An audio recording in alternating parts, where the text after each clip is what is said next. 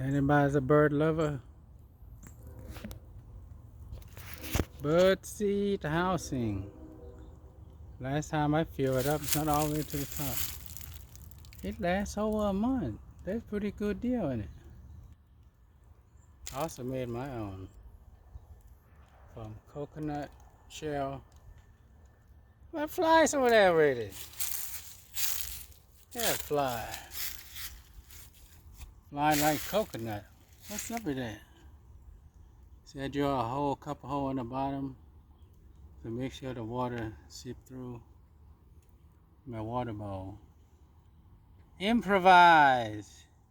Have fun with nature.